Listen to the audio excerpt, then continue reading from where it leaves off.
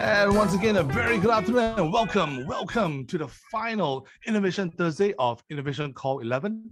This is, of course, part of the Open Innovation Platform, a very special virtual crowdsourcing innovation platform by IMDA. Welcome, my name is Billy, and I'm glad to be here with you guys today on this very special Innovation Thursday. Today actually is our fourth webinar for Innovation Call 11. In fact, you can call this the Innovation Call 11.1, right? And I call it the heightened challenge phase. All right, so I think it might remind you of certain protocols in place, but yeah, this is a very special edition, and it features one very unique challenge from IMDA's very own public service broadcast team. But before we dive into all the juicy details right, about challenges today, I'd just like to remind everybody that we're going to take questions right for the presenters. So good news is you have the ability to fire off your burning questions, but I'd like to request everyone to kindly use the Zoom built-in tool for Q&A. There should be a Q&A button at the bottom of the Zoom screen.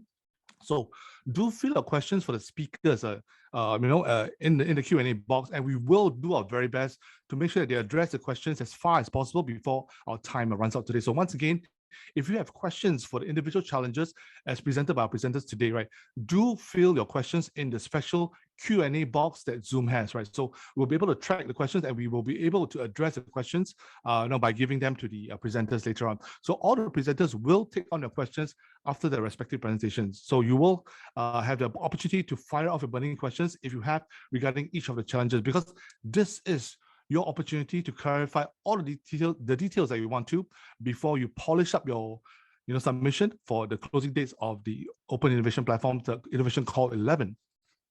Now, just to make sure that I don't confuse you guys right anymore, we have two different deadlines for Innovation Call 11. So for the majority of challenges for Innovation Call 11, right, including the ones from the Smart Local that you will hear today, the closing date will be next Friday, the 29th of October, 2021. And of course, the time will be 1600 hours or 4 p.m. So do make sure you don't do the typical Singapore habit of submitting just at 3:59 p.m. on 29 October 2021, okay? Because you might run the risk of, missing the cutoff date. Now, as for the very special challenge by our IMDA colleagues in the public service broadcast team, that challenge has more leeway, right? You have at least a month to go. The deadline for the IMDA Public Service Broadcast Challenge will be on the 19th of November, 2021. So you do have one more month for that special challenge, okay? Which is, of course, I like to call it Innovation Call 11.1, the heightened challenge phase. Okay, now before we go on, right, I'd like to basically welcome our new tech solvers today who are new to the OIP community. Welcome. We are very glad you're joining us here today, and we have a very special video lined up for everyone who's new to OIP. So I'd like to invite my DJ colleague, Mr. Bay, to please kindly show us the video about OIP. Take it away, Mr. Bay.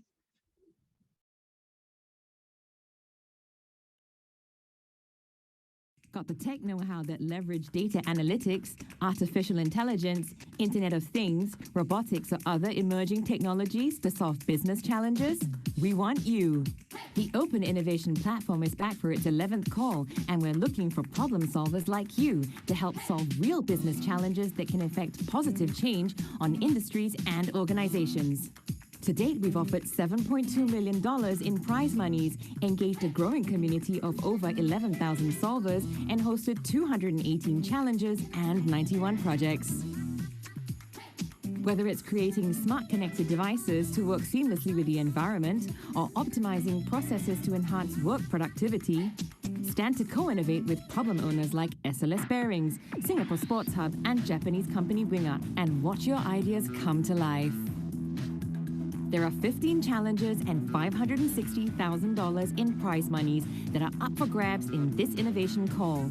Think you've got what it takes? Join the Open Innovation Platform Call 11 as a problem solver today and explore our challenge briefs. Experience our brand new platform with upcoming new features at www.openinnovation.sg.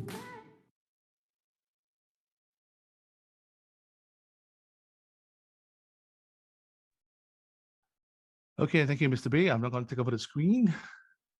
I hope you guys enjoyed that very short video. I'm going to move on right now to talking about the Open Innovation Platform, and just allow me to find my screen.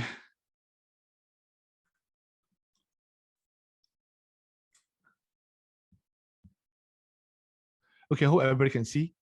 So if you need to know all about the Open Innovation Platform or OIP, right, basically all you need to do is to go to our website, which is www.openinnovation.sg. So it has all the information you want, right, including all the key,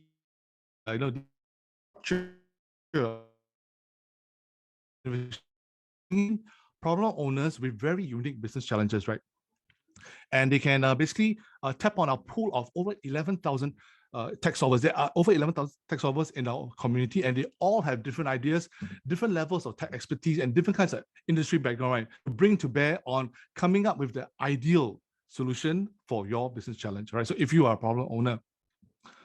Okay, so basically, just to show you how it works. So basically, roughly every quarter, every 3 months or so, we will launch a big innovation call where we will curate the best of the business challenges across a diverse spread of industries and sectors. It could be logistics, digital media, it could be AI related, it could be all sorts of challenges faced by companies, and that they cannot find solutions off the shelf. That means they can't just walk into Challenger and say, hey, let me buy this software suite to solve it. No, they need somebody like you to come in with the right expertise and the right level of experience, and actually brainstorm as in a very collaborative way. Brainstorm, very probable solutions that can actually solve the issue.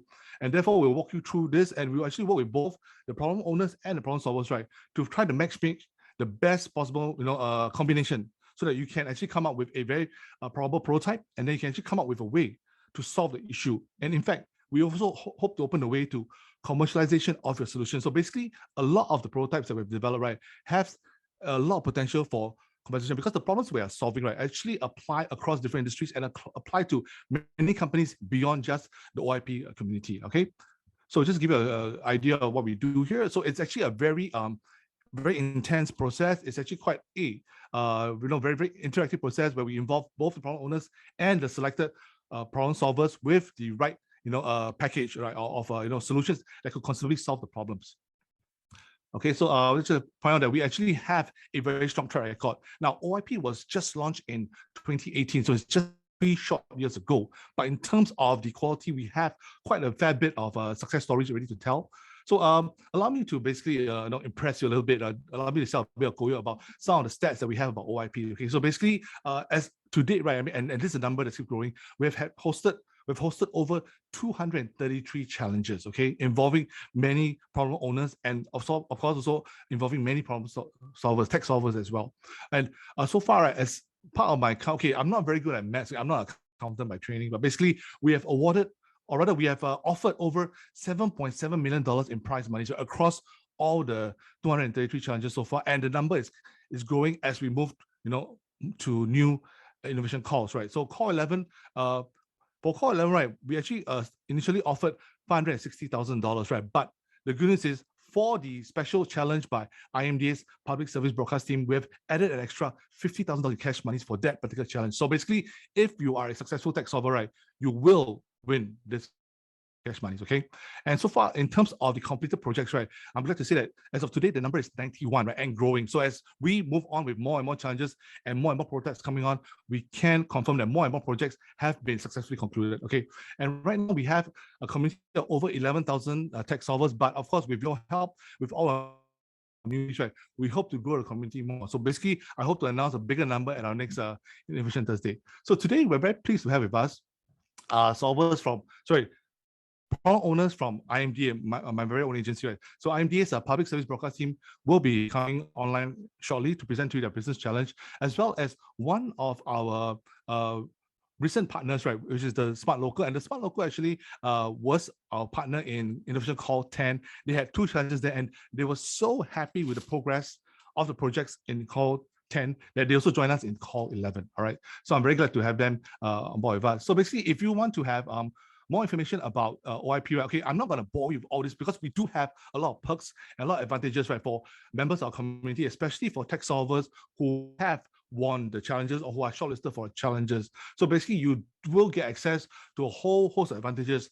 not least, right, joining IMDA's network of OIP community members. Okay, you also get support from IMDA's, for example, IMDA's Pixel Innovation Hub. All right, and you also get support from our network of mentors and advisors and so on. So there's a lot of advantages if you were to join the OIP community, and if you were to participate and win, and or be shortlisted for our innovation call challenges. Okay, so basically, all this information will be available to you when you visit our website. And for my last slide, just allow me to tell you that we do have success stories that we share on our website. And again, if you want to visit, it's www.openinnovation.sg. Remember this, okay? So I will have a little quiz later, and the prize is actually a free cup of coffee from me later. So basically, I will ask you this question: what is the OIP portal? It's actually www.openinnovation.sg. Okay, repeat at me: www.openinnovation.sg.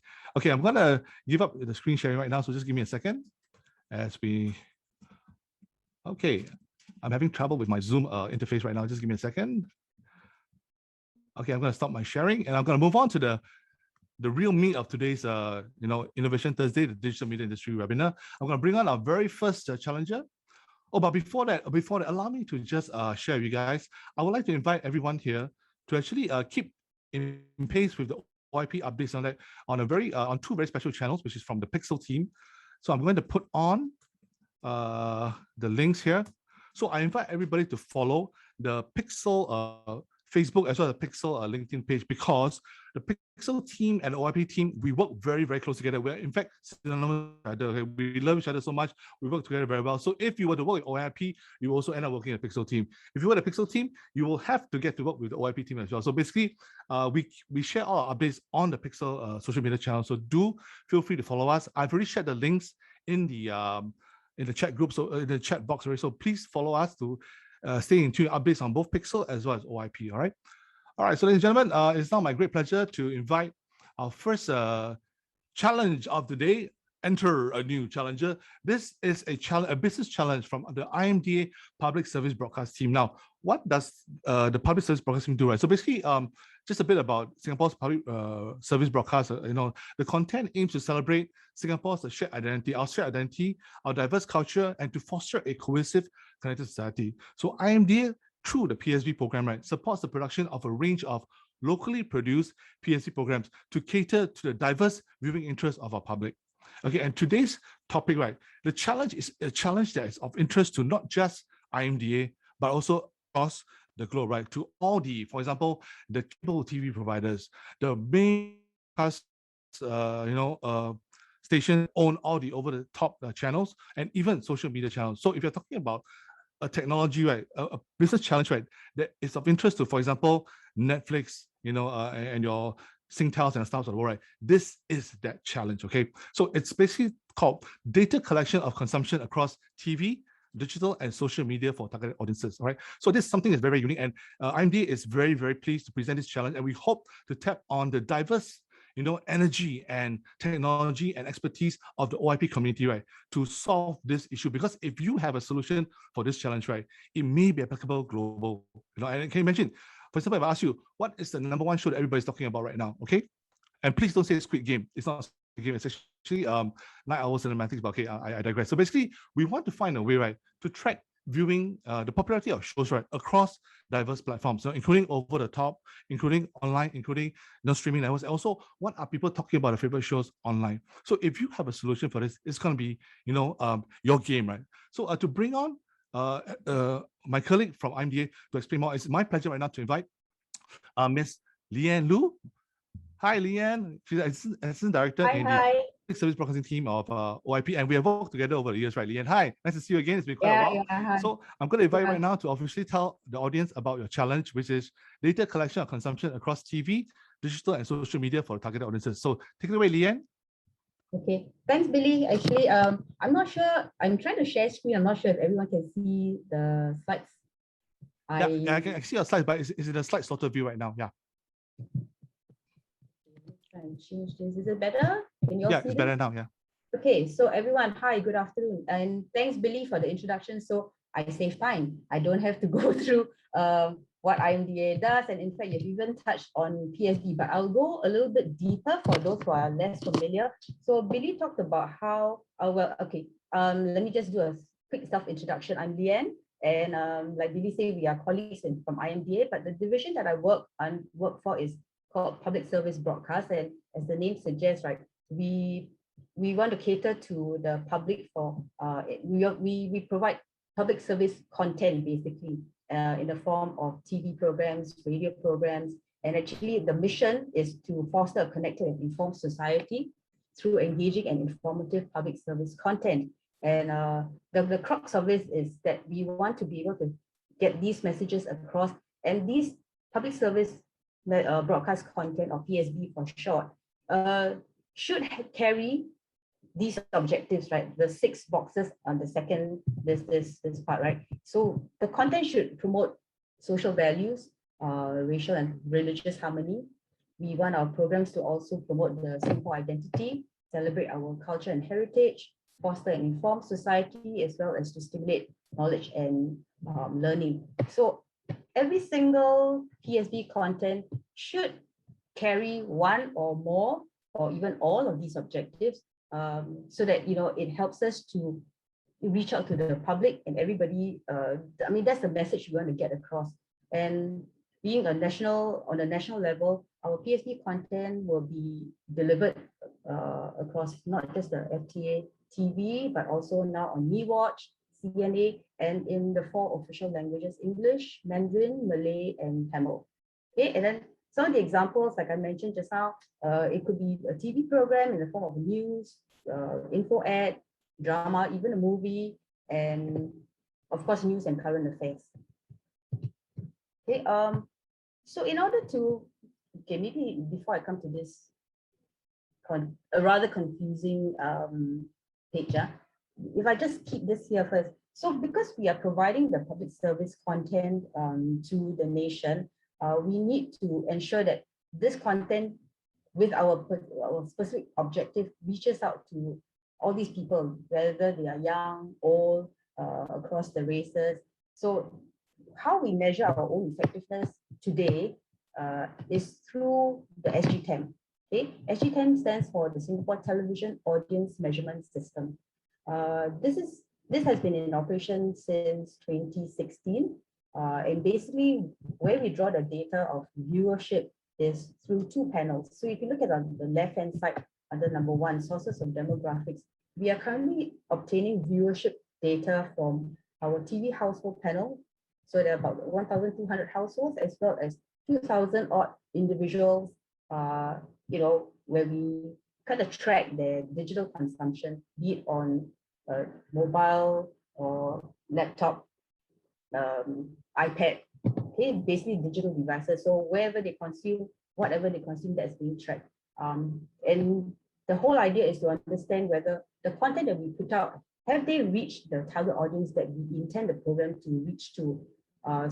So by having the TV panel as well as the digital panel, we have a better understanding of whether a program that was made for a more senior person is reaching to that group of our community.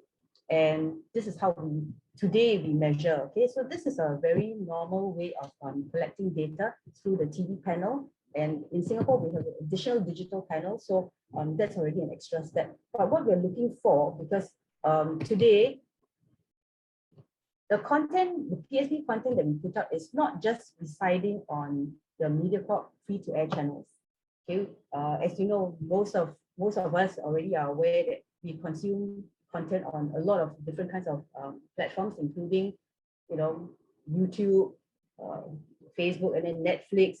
So just now Billy mentioned, answer is not Squid Game, but the reality is people do go onto, all these different kind of platforms, and not just on free to air like it was like maybe 20, 30 years ago. Okay, so likewise, PSP has partnered various online we've collaborated basically with a lot of online partners to be able to also put our PSB content on those platforms where we know the younger audience perhaps are more in tune to it. They are watching less TV, but they are also visiting a lot more. It's not that they're watching less content, but they're just watching content elsewhere. So we've already grown our partnership. So PSB content are also being, broadcast and shared and posted on these different platforms. So similarly, our measurement has to be up to date. So that's what we want to do. We want to make sure that content that was produced, that we intend for a certain audience, do get to those audiences, and we need to now measure to see whether have we been successful. So that's why in short, we want to have innovative data collection solution that captures and integrates all these data media consumption at the program level, because we fund these programs. The PhD programs are by titles, right? So we want to know whether has Kin done well, has My Star Bright, whether when they are broadcast on TV or on digital devices, whether they're shared on social media, how do they perform?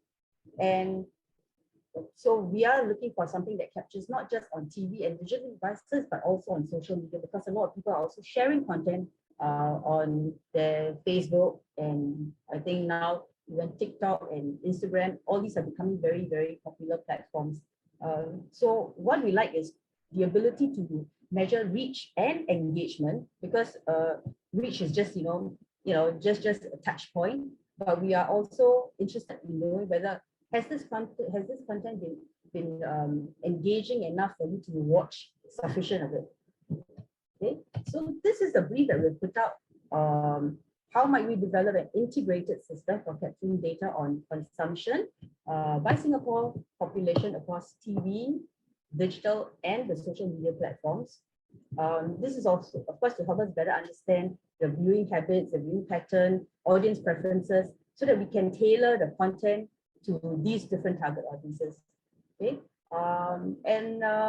so to put it simply and a little bit more pointedly, we're looking for a prototype that can passively measure, because I think when you make somebody do something, it's going to be difficult. So if it's a passive collection of data, that would be ideal.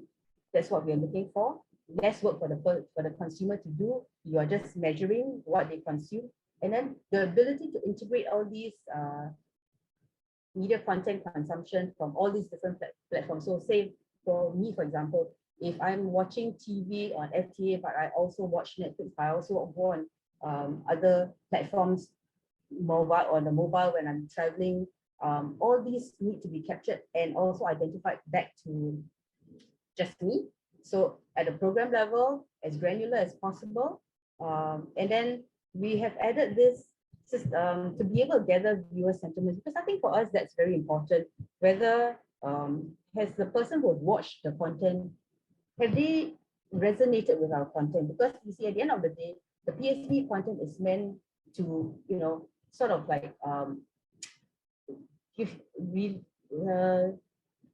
provide some values, right? They're supposed to share some values with you. So you want to be able to know whether, at least we would like to know whether has this program touched you in some way, where it has impacted you, that makes you want to, change your behavior a little bit, or make you more conscious and make you a little bit more empathetic, So it's those kind of things where we want to also gather how engaging the content has been, that has perhaps maybe even influence your behavior. For us, of course, real time or near real time is important. And the other important component is that it has to be representative of the Singapore population. And the one last thing we've added is, as we move towards a cookieless world, we are hoping that maybe the solutions can also address that aspect of it. This is already, I think we put this up as part of the, maybe it was not so clear, but then the evaluation is going to take place in 2 stages. First of all, we will, for all submissions that come in, and we hope to receive quite a number, I hope. So we'll be evaluating all the submissions, and we will score it in stage 1, and then the top 5 problem solvers with a score of at least 65% will be shortlisted to stage 2. Okay, and in stage 2 is when we will have an interview with these selected, this shortlisted 5, and then up to 5, and then so that we have a better understanding of how the proposed solution may be a fit for our Singapore market. So the weightage will be a 60-40, 60 from stage 1, 40% from stage 2. Okay, and then of course the highest combined score, the problem solver with the highest combined score will be the finalist, will be awarded, and we are open to awarding up to 2 finalists. Okay, this has been shared in the challenge brief. So like I said earlier, stage 1 carries 60%, stage 2 carries 40%. So what we're looking for is, of course, solution fit, whether the proposed idea, proposed solution meets what we are looking for in terms of how do we collect all these data from different platforms, the integration, the granularity, the representativeness. So that will be the solution fit. And then readiness, of course, is how soon can this idea go to market, right? If we are interested in that, then the other areas would be the cost effectiveness. There'll be certain points given for innovativeness. And of course, we would like to see the team's ability to also ramp up should this be selected. Okay. Billy has kind of touched on, thank you for promoting this. So we have a prize money of 50,000 for each finalist if we are able to get 2. But if not, it's still 50,000 for each of the finalists. And then it will be awarded in proportion of 30% upon the issuance of the letter of award before you start the prototype development, and then 70% upon the completion. But of course, there'll be you will have a agreed milestone between the finalists and IMDA. And earlier on, Billy has also touched on the ability to also gain access to IMDA's technology resources, the facility for prototyping, and also some expertise on how you may be able to complete this project. So finally, the deadline. Yeah, so ours is the latest of the call 11. You have until the 19th of November, 4 p.m. So I'm really hoping for submissions to come in. Like he says, don't wait for the last minute, but I do realize that this is quite a challenge. So do put your thinking caps on, and we hope to see submissions coming in. Thank you. Thank you, Leanne. Okay, I'm going to open up the session to the floor right now. So we're waiting for questions to come in from the floor. So I think everybody's just trying to digest the complexity of this, very, very interesting challenge. So I'm going to give them a couple of seconds to sort of get, act together and to come up with questions for Leanne. But Leanne, I do have a question for you, right? Maybe you can tell me right now, what is the current SGTEM system like, the current one? Yeah.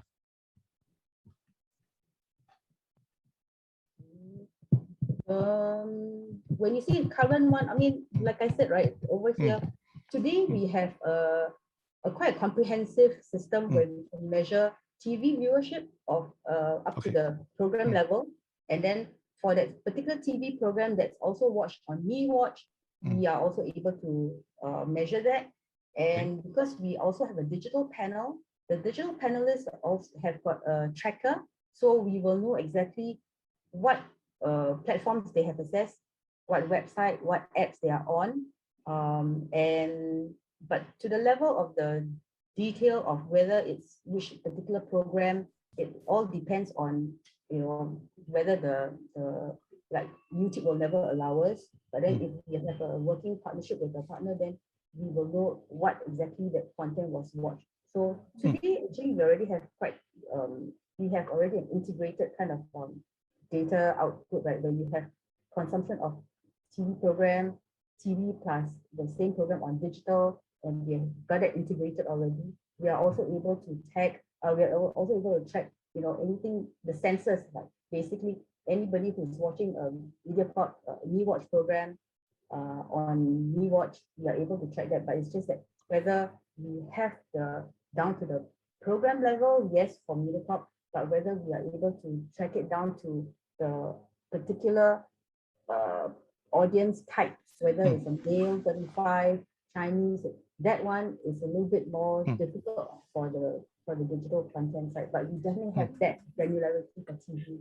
Okay, that's great. So basically, for this new generation SGTEM, right, so to speak, so what sort of technologies are you looking for, or what sort of formats are you looking for? I mean, if the proposal only comes out and say, I only have an app, right? Are you okay with that? Actually, we're open for anything. Okay. Like I said, the current TEM is quite a stable one, and it's like a gold standard, right? So around the world, a lot of countries use the panel-based TV audience measurement system as well. That means they have a TV panel households that are fitted with meters that also then they're able to track the viewership of those TV homes by the individuals who watch in the individuals in that home who watches the show. They're able to track how long, what kind of program each individual member of that household watches. So that's a stable. What SG10 has in addition is a digital panel that overlaps with the TV panel. So we're also able to understand better each of these each of the members in these TV households. If they are also a digital panelist, we can tell whether, so that we do not duplicate the viewership. So if I have watched Kin on TV, and if I happen to watch Kin that same episode again on my mobile later that night, for whatever reason, if I kind of missed the episode, I want to watch that, or maybe I just wanted to see that scene again, then I will be counted as still just one person, rather than, if we have it separate sources, then it will be, I'm one person on TV, I'm another person on digital. So today we've already got it integrated. So our views are already deduplicated, so to speak. But what we are missing now, I think the gap is in the social media.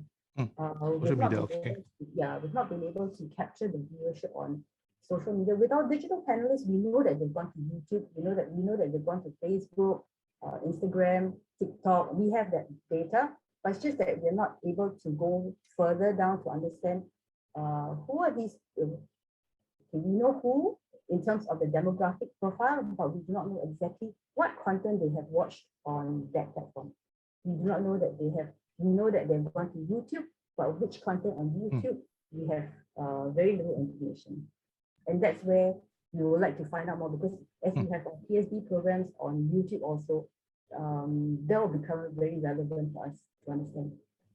Okay, thank you, Leanne. I need to tell you that I asked this question because I wanted to also address the first two questions from the floor, and I think let's repeat them.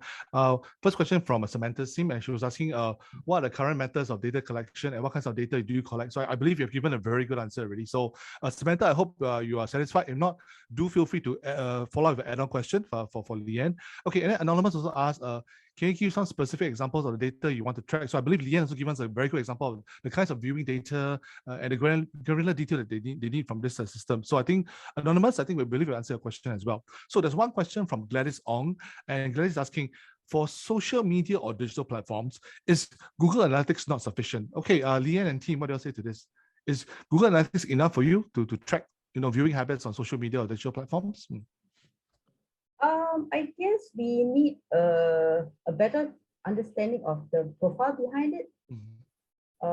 Who's the person, whether, by demographics, whether, because if I've got a program that I'm targeting specifically at the 15-year-old youth or 15 to 19-year-old youth, then I would like to know whether have I reached them, and then in terms of the consumption pattern, what kind of programs are they like, and then are they, how much of it will they watch? Because I would like to understand whether this PhD content that we've created and put out there, put out for them, whether it has touched them sufficiently, whether it has impacted them sufficiently. So I think I'm not sure whether the Google Analytics is going to give me that kind of granularity. And we like something that can combine all together with TV, because the same content or the same kind of content, like, we have across platforms. So we have the PhD programs on TV, on digital, on social. So we like to see everything integrated as much as possible. Very good. So you're looking for qualitative. Hi, yes, Dorothy. Hi, welcome. Just add on to that. I think yes, there's Google Analytics, but Google Analytics is very much something which belongs to the content creator, the partner. And IMDA does not have direct access to those very specific data. So we are trying to not be reliant on platforms to be able to feed us those data. But this data collection method that we're looking at can, there be an innovative way for IMDA to directly have access to the consumption of some of this content that partners working with us on PhD content put out there. Okay, and it also sounds to me like you're looking for some sort of qualitative way of telling whether people enjoy the program, whether they benefit from the program, or whether they actually the program content resonates with them, so that you're able to maybe plan for better content in future, right? So that's part of the challenge as well, right? Correct. Yeah. So Okay, beyond just the numbers, right? Yeah. we want to know how engaging that content was. So it Okay. could come in the forms of, I don't know, on social media, there could be sentiments tracking. Yeah. So there are quite a lot of known tools out there. But what we want is an integrated way of collecting that data. Okay, and it's not available on the market right now, right? So that's why we have this challenge, this unique challenge for OIP. Yeah. So thank you, Dorothy. It's all very Okay. separate Yeah. out there. Yeah. Yeah. So to our tech solvers out there, this is your opportunity to make history by creating this all-in-one platform. And if it works right, you can actually commercialize it. So good news for you. Okay, we have a question from someone on the floor, and I believe this person is very interested in this challenge because this person is asking, how fast do you intend to roll out the solution? So Team PSB, please don't say yesterday. Well, we currently have a system in already active, and we've got industry players using this system. So of course, as soon as it's able to service us and service the industry as soon as possible, I think would be it. But then we're realistic now. We need to see how it's going to fit in, and if it is meant for the industry. Sometimes what we do is we have a parallel run in terms what I mean is, our current system is already providing data for the industry. They're using it as a currency for trade, for advertising. So I think there needs to be an overlap period where the two systems maybe run in parallel to see whether everything's okay before we just drop the ball and go with the new system. Okay. Yeah. So basically, I also want to tell the questioner that actually, don't worry. OIP is a collaborative process. It's not just about you coming in and then we force you to come out with the solution quickly. It's actually a collaborative step-by-step process where we work together to develop the solution, right? So don't worry about the deadline. I think that's I'll reassure our questioner. Okay, wow, the questions are coming fast and furious for this team. So Team PSB, I have to keep you on, for just a while more. Okay, from Samantha Sim again, is this solution for IMDA's usage, or will IMDA be looking to share the solution with other media companies? Wow, this is a tough one. Team PSB? For a start is to serve IMDA's needs on how we can better measure PSB content that we work with partners on. So if there is potential for this, and if there's industry interest for this, then potentially it could be also used by industry, because no one has this one integrated solution. Yeah. So, but for now, we see there's a need for it because there's a lot of content out there that we support, but there's no one single source that we could measure them on. So in a way, we are looking forward to creating the one system to measure them all, right? So it sounds very, very impressive. Thank you, Dorothy. Yeah. Okay, coming up next from Anonymous. All right. How do you envision that the data collection for social media can be representative of the population? That is, would it be more of general sentiment tracking or tracking selected representative households? That's sounds like a very good question. Yeah. Team PSB, what do you say to this? Well, when you look at when you're proposing your solution, we would like to hear from you. How then could you collect it in a way to show that this data is representative? What kind of method would you then apply to show that this is representative? Yeah, so we do want the data to be nationally representative, because we would then use this as a means to assess how much of the population are we reaching. Yeah. Okay. If I can just add. Yes, Leanne, welcome. Yes, please. Yeah, I mean, just to give a bit of context, because I think earlier on I was kind of trying to go through the slides very quickly for this Q&A, so I may have missed just on this page, right? When we talk about nationally representative data. So today our system is a nationally representative one, because we do our ongoing annually we do what we call the establishment survey. The establishment survey is like a national audience study where we actually get we get the household samples from doors, and then we do the interview with the TV households to understand for the various TV household types, what's the viewing behavior like. So you'll see that annually at the bottom of this slide, we do up to 5,000 households every year on a continual basis, and we have been doing this since 2015, and we see that year on year there have been behavioral changes in the TV viewing households. So those are the kind of things that will then inform us how then can we keep our SG Plan panel to be representative, because the ES informs us of the state of our population and TV households, and therefore the panel that we select has got to be representative and reflect the national pop. So today, this is how we do it, through an establishment survey to ensure nationally representative data. So to Samantha, is it your question? Yeah, so Dot says, propose to us, how do you intend to make it nationally representative? Because it has to be a Singapore data point, so it has to be representative. Yeah, we're open to hear from you, because this may be the way that we've been doing it, but there may be other innovative ways to also do it. So we don't want to be constrained by just because we're doing it this way, then the solutions come back the same method. That's why this is an innovation call here. Yeah. Okay, thank you very much, Dorothy and Leanne. So basically, once again, to tell our audience, right, we are looking at new ideas, even crazy ideas, as long as you are convinced that it's work and you can convince, the problem owners that it works, right? So again, collaborative and open-ended. So you don't have to be limited to what has been done before. Okay, so thank you very much. And I think the last question, wow, this comes from somebody very serious about this challenge, I believe. Okay, this question is, how do you intend to collect qualitative data from broadcast television, or will only or it's only qualitative data is required? Only quantitative data is required. So basically, how do you intend to collect qualitative data from the broadcast television? Leanne and Dorothy and Sujin, do you guys want to take this? We want both. Yeah, it's like buy one get one free. I want quantitative plus quantitative. We want to have our cake and eat it. So quantitative is totally the understand, easiest to collect, right? But on top of that, can we also get the, how then do you get that qualitative data from the person who has watched it on TV as well? Yeah. So think out of the box of how can you tell that someone has watched it on TV, and then having watched it on TV, how can you then, on an almost real-time basis, reach out to them and say, give us your feedback, and poll them. So once again, today we are already collecting both qualitative and quantitative.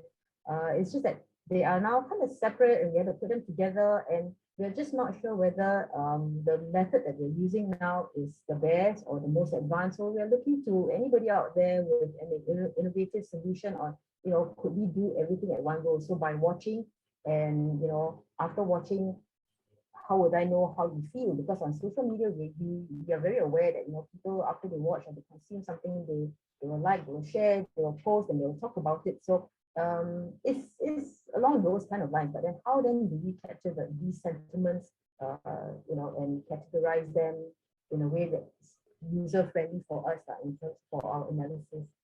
Yeah. To share today, this is done. The qualitative piece is done through a survey after the fact, and there's a certain time lag, so people do it based on recall. Yeah, so that is a limitation in the method that we use today when we conduct surveys, right? Oh, have you watched this program on this platform?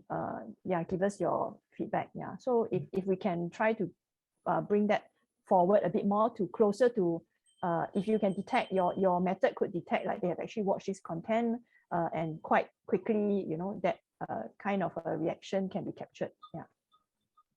Okay, thank you very much. I believe you guys have survived the Balance on Fire. We have finished all the questions from the floor right now. So maybe I'll let you guys go off before somebody comes in with last minute questions. So thank you very much, my colleagues from IMDA's Public Service Broadcast team. Thank you very much, Dorothy, Sujin, and Leanne. Thank you very much for presenting your challenge. And ladies and gentlemen from the audience, basically, this team is looking for your most the most dynamic way of fulfilling the objective, capturing the quantitative as well as qualitative data from the television audience as well as audiences on social media and streaming platforms, so that we can better understand what content resonates best with the audience. Therefore, we can actually curate and produce program content that can really be popular with them, fulfill all the needs, as well as maybe go global. I mean, I'm talking about us producing our next, the next show that everybody around the world is talking about. So thank you very much, PSB team. I look forward to all the exciting submissions for your challenge. Thank you very much.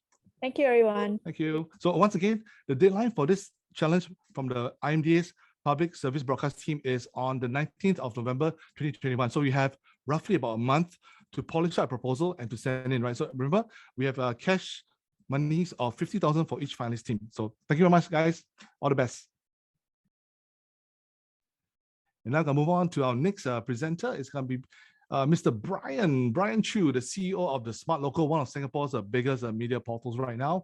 I believe they're covering a lot of hot news, including the latest scandals that's flooding, the social media channels. But today we're not going to be talking about scandals. We're going to be talking about very serious technology topics. I'd like to welcome Mr. Brian Chu, CEO of the Smart Local, to talk about his challenge. Brian, I believe your first challenge is about powering hyperlocal publishers with e-commerce. Yeah. Hey, Billy, thanks so much for the introduction. Yeah, hi. We've changed the angle a bit, so it's easy to understand. So, yeah, now I'm going to call it a Sky Scanner for activities, I believe. So maybe you can just explain to our audience. Yeah. Maybe I'll start with that already. Is that fine? Yeah, sure. Please go ahead. Yeah. So let me share my screen. 1 second. Okay, so everybody can see my screen, right? Yeah, I can see. Okay. Yeah, I can see our slides. Beautiful. Yeah. Okay, so maybe just a brief introduction about for people who do not know us. TSR is made of 4 different companies. We have about 150 employees, a lot of young people, and we're doing pretty well to the point where we have quite a lot of reserves, and we want to use these reserves to invest to get further ahead. And we want to invest specifically in tech related to media. So maybe the first thing I want to say is that we have already participated in one earlier OIP round. And we've already committed about 100K to a particular boutique tech company who is working on a project with us. So we are serious about this and we want to do more. Okay, so there are 2 ways I think that you can work together with us. One could be with the usual OIP route, where it's essentially a contract, there's a amount of money given, and then after that the tech is handed over to us. The other route is if you guys think that there's potential for this to go beyond this job and you want to capture some of the upside, then you can have that conversation with us about whether you want the minority equity share and whatnot. So those are the 2 ways to work together, and probably the latter part would be better for companies who are small boutique companies, rather than big MNCs, tech solution providers. Okay, so something else I want to add, that if you have an existing solution already for this, or you build something like 70% there or 60% there, it's completely fine. You would just have to build the the remaining 30% or whatever and customize it and whatnot to make it work. But we don't really want the product to just be a reskin. There has to be new features and functionality added. Okay, so maybe the first problem statement I want to talk about is Sky Scanner for lifestyle. So what does this mean? So Sky Scanner is an extremely helpful, useful tool that people use whenever they want to travel. They want to find the best rates, right? So you hop over the Sky Scanner, then you enter the destination, then you get a whole bunch of rates. And then you can find the best flights. I think I personally used to use this a lot until I got on the home miles game program. But essentially, this I think has tremendous value to people.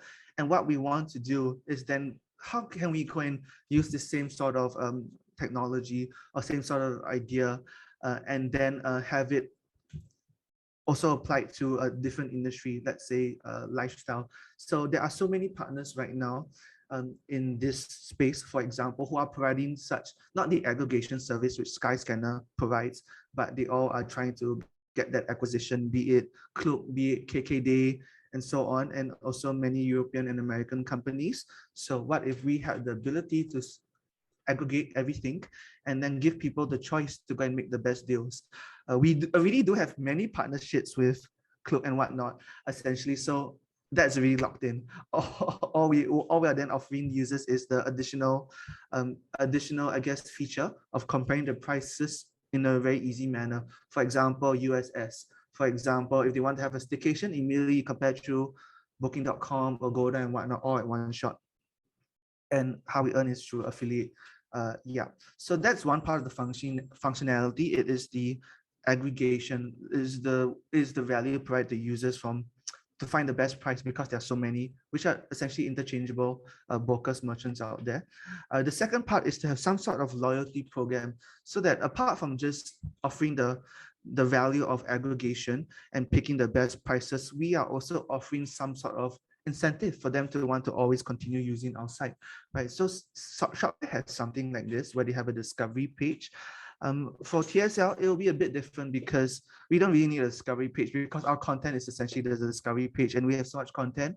Every year, we get over 200 million page views across our media properties, and Singapore has a population of 6 million, so 200 million is a lot of page views, and we are essentially will just weave in that Skyscanner shopback kind of ish module inside whenever we're doing a listicle. For example, what are 10 things you can do in November, right? And then boom, people can make instant conversion, instant purchases. So that is our goal.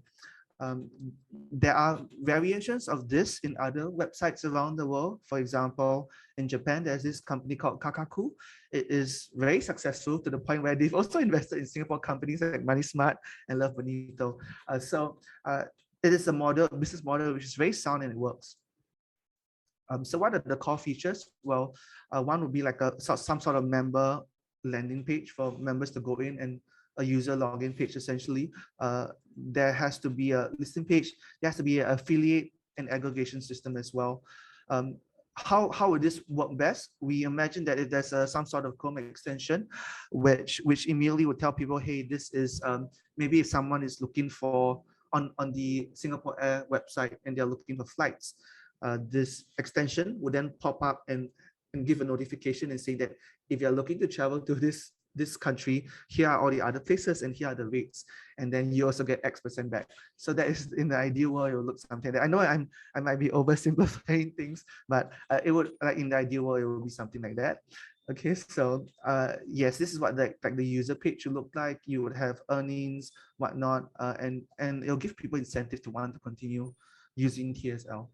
I don't see this just being used for TSL. I see this being a platform which can then be essentially given as a product for or plugin module for any WordPress site around the world to use. So in terms of scalability, this is not just we want to do this not just in Singapore, but maybe all across Southeast Asia first and then around the world. So once the technology should be built with scalability in mind, that it can just be plugged into any website, and then it essentially scours through the database that we have on the back end, and then it gives publishers another way to monetize.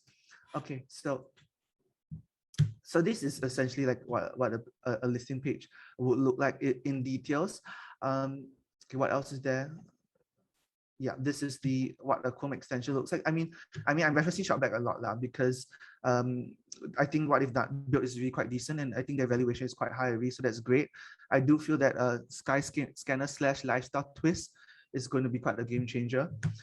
Okay, so that's the first problem statement done. Okay, Brian, thank you. I guess we want to take a pause here for the audience to actually get a breath and ask a couple of questions for us on this very interesting challenge. So you're looking to build a very Skyscanner-like kind of platform, right? For the smart local. Okay. Yes, we have our very first question of the day, Brian. This comes from Mr. or Mrs. Anonymous, and they're asking, are you looking to integrate a payment gateway in the solution? Good question there, Brian.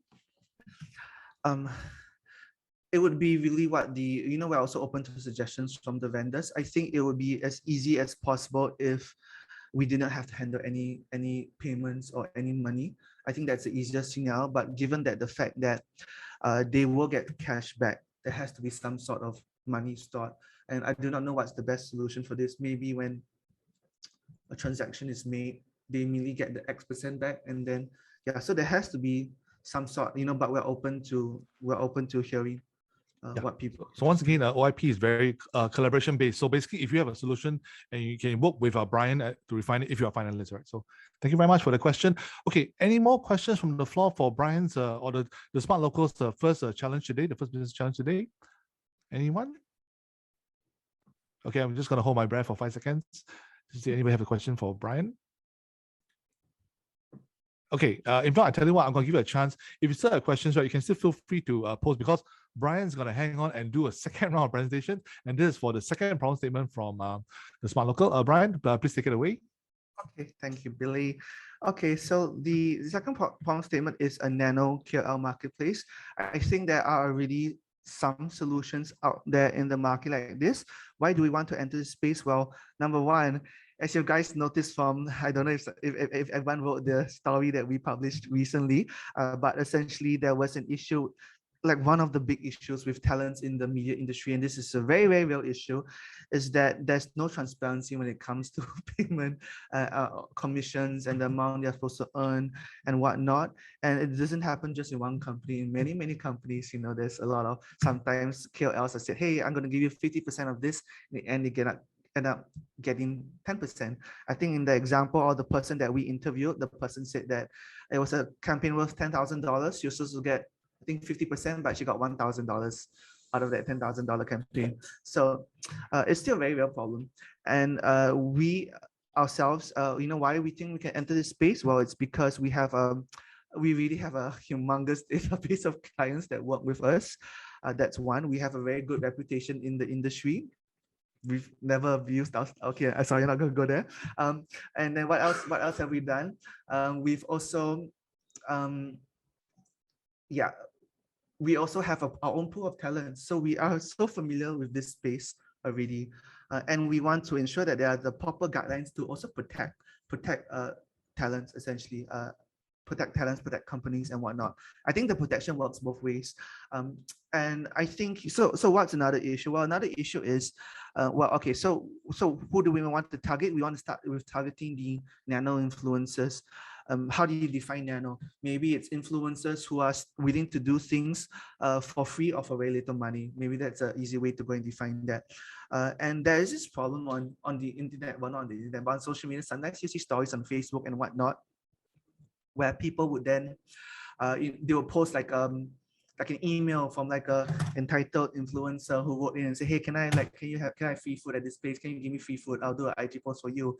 And that's quite unfortunate, right? And the poor influencer gets shamed or whatever. Because on the other end, on our publisher end, we have restaurants writing to us all the time. Hey, can you do free coverage for us? You know, so you know there is that supply, right? There is that supply, but it's not being met with the demand correctly. And if there is a platform which actually kind of like matches these two people, like the restaurants who want free stuff and the influencers who want free food, right?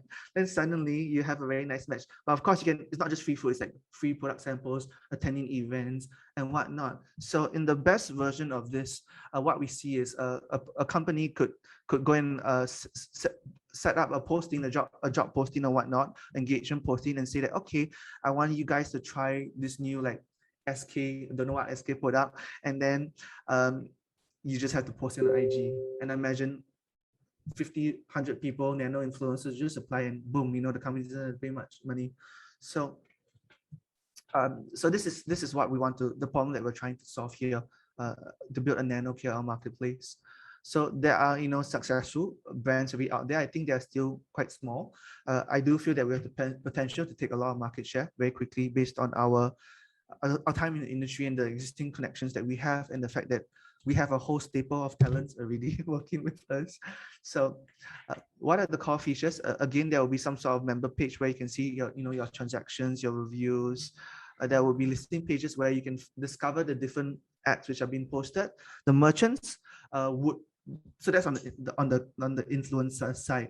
The merchants would be able to look at the different talents and maybe like nudge them or ask them to go and apply for a certain job. Like I think the correct word is invite. Yeah. So I mean, it's like a jobs DB, job street, that kind of interface, you know. So KL interface and merchant interface should be different, right? Like job street and jobs DB, you know, and whatnot. It will look sort of like this, you know. This is their this is their own user page where they can see the various transactions that they've had in the past and whatnot. Merchants will also be able to see the scores that they've been given from other merchants. They would be able to see their history and their engagement results also. The good thing is we also already have built our own proprietary insights our end tool, which allows us to really accumulate all these stats. So you don't have to worry about the stats section, retrieving the data from Instagram and whatnot, or retrieving the engagement. We actually have a tool that we've already built that already does this. So we're really looking for the platform here. So that's what we want to do. It will look similar to existing solutions out there, of course. What we're looking for, in general, what we're looking for any vendor is that they have a good track record. maybe they've worked with some notable companies, or you have a decent portfolio to show. What else? This is probably the most important. We really appreciate if the proposal has some like customization put into it, because the last time when we got our proposals, I think people were sending in just their media kits. They're just sending in their media kits, and I mean, of course, we couldn't go with that, because, like, I don't know. It's like, for us, it's like a signal that if this is like a big project to us, and if people don't want to put in that sort of investment to just do a bit of a customization, then yeah, it's a bit hard to go and trust that they'll put that same investment when you do the 100K project, for example, right? So the ones that we all ended up shortlisting were the ones where there was some customization. There was some, you don't have to, it doesn't have to be super elaborate. It doesn't have to be like the UI done up. No, it could just be like, these are the features that you've requested, and it's possible for us to do this and this and this. We've done something similar like this before. That's what we value the most. It doesn't have to be very long either, even if it's like 10 slide proposal, that's totally fine. It just cannot be generic. It just can't be a media kit. Okay. And I think we've come to the end of the slides. Wow, Brian, your record speed today. So this is the second problem. Okay, before we go to the questions for this second business challenge, I believe there's a question from Samantha Sim. Thank you, Samantha, for being our top questioner for this round of Innovation Thursday. You win a free coffee from me, all right? Okay, so Samantha is asking for the first challenge that you had just now, your Sky Scanner for activities, right? So what are the main concerns for your first challenge? Brian, do you want to elaborate on that? Oh wait, my main concerns for the first challenge. Yeah, the original Sky Scanner for activities challenge. Yeah.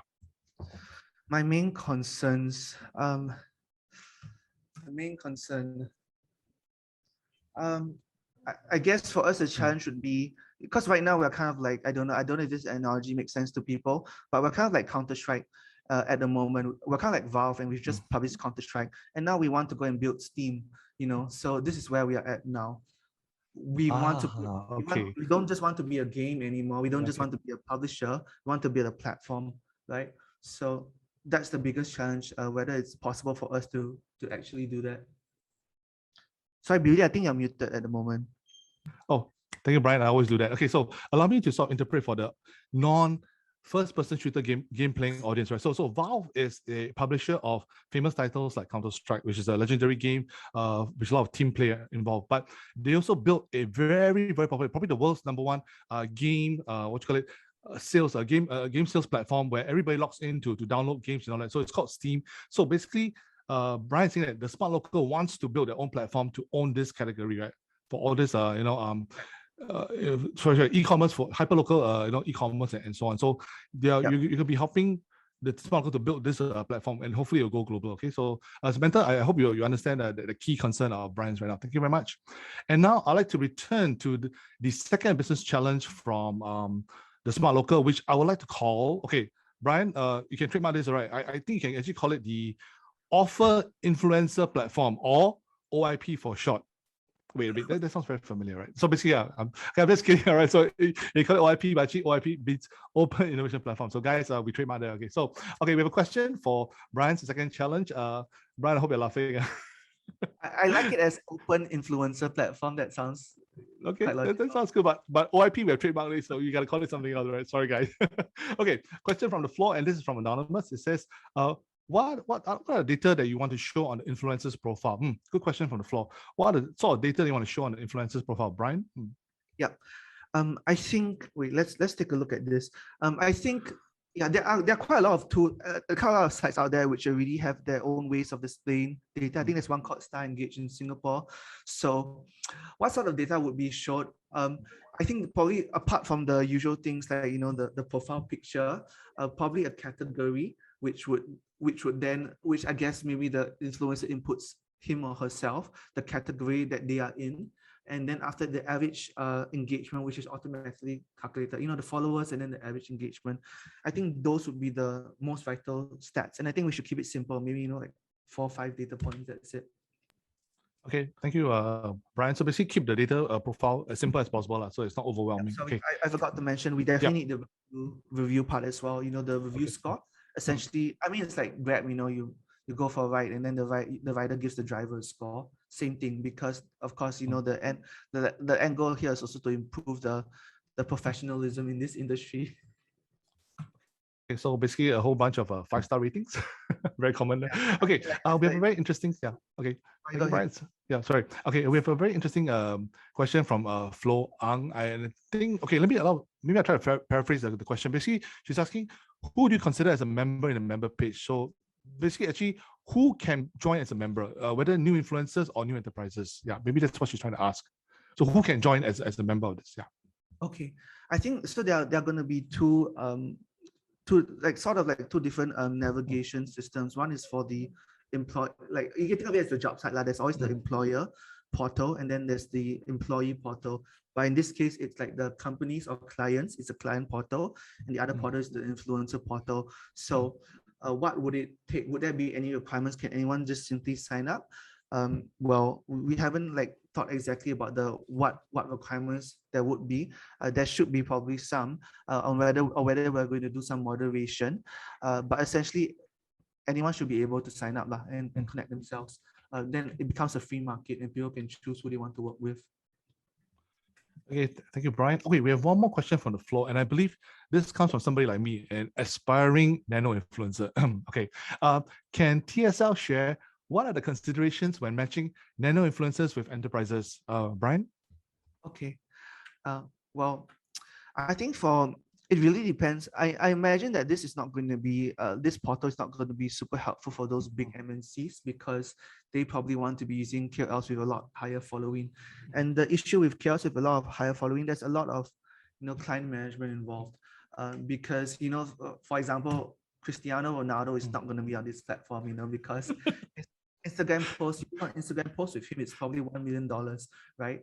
So it's likewise, for posts with the 5,000, 10,000 range, it's not the market that we're gunning for at all. Ours is really probably less than 1,000. We're looking at scale here. Essentially, we're helping all these SMEs, and there are a lot of SMEs, because these are the clients who are writing in. They open a new shop, maybe a new fancy hawker place with a modern twist, and then they want people to come down, they want to get the word out, they don't have much budget, so sometimes they end up writing to influencers who are very popular, and most of the time they always get ignored because these popular influencers get a lot of requests. So who can they go to next, right? It will probably be the less popular ones.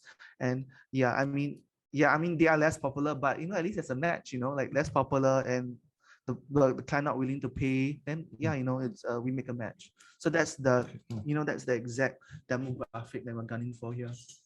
Okay, so sounds like you just need enough information to matchmake the needs of the the companies with the influencers who have the right expertise and the right coverage and so on, right? So just enough to match. Okay. I mean, we do want to facilitate marketing at maybe at a less MNC corporate level as well, so SMEs also can make use of this. Okay. Maybe I just ask one question on behalf of again aspiring nano influencers, right? So basically, would you mandate the use of AI for this recommendation engine? No, not strictly, because this one I'm not sure if it was announced yet, but I think TSL is doing most of the funding, so we don't have to follow that AI requirements for this particular OIP. So yeah, if the resources can be used on something else, please allocate the resources as so. Our main challenge, and I mean the main thing we want is to build technology, to build IP. Okay, thank you, Brian. Also, I can see that there are no more questions from the floor, so maybe just do a last call. Anybody else has a question for Brian from the Smart Local? Any other questions for the 2 business challenges for the Smart Local? If not, I think we can let Brian off the hook. Thank you very much, Brian Chu. See you on the Smart Local. So all the best to your 2 challenges. I look forward to all the exciting submissions for a challenge, right, Brian? All the best. Thank you very much. Thanks so much. Hope to see you soon. Thank you. Let me find out how to leave this. Okay, no worries. And ladies and gentlemen, thank you very much. We just have a couple of closing announcements. So once again, the deadline for the majority of the OIP Innovation Core 11 challenges, right, for example, including the ones from the Smart Local, is 29 October 2021. Once again, Friday, 29 October 2021 for most of the challenges for OIP Innovation Call 11. But if you're interested in the challenge from my IMDA public service broadcast colleagues, right, this challenge titled Data Collection and Consumption Across TV, Digital and Social Media for Targeted Audiences will close on 19th of November 2021. Once again, 19th of November 2021. So if you're interested in the IMDA Public Service Broadcast Business Challenge, right, it closes on the 19th of November. So you have just about a month to fine-tune your proposal and send it in. So basically, we look forward to all your interesting submissions, all your dynamic submissions for our business challenges in OIP Innovation Call 11. So once again, do visit the IMDA Pixel social media channels for up-to-date information and notices regarding the Open Innovation Platform challenges. All right. So thank you very much, ladies and gentlemen. Again, if you have any questions about OIP, the first stop you should make is the OIP portal at www.openinnovation.sg. But if you have more specific queries, right, we welcome you to send an email to our email channel, which is at info@openinnovation.sg. So once again, if you have specific queries for OIP, we welcome you to send in your queries via the email address info@openinnovation.sg. So thank you very much, ladies and gentlemen, for attending today's Innovation Thursday, the digital media industry webinar. We look forward to all your exciting submissions. And so please submit before the actual deadlines. Once again, majority of challenges for OIP Innovation Call 11 is 29th October 2021. But if you are only submitting for the IMDA Public Service Broadcast Business Challenge, right, the deadline is the 19th of November 2021. So make sure you don't miss the deadlines. Welcome and all the best to your submissions. Thank you very much. I look forward to seeing you once again at future IMDA Open Innovation Platform Innovation Thursday webinars. Thank you very much and have a great week ahead. Bye-bye now.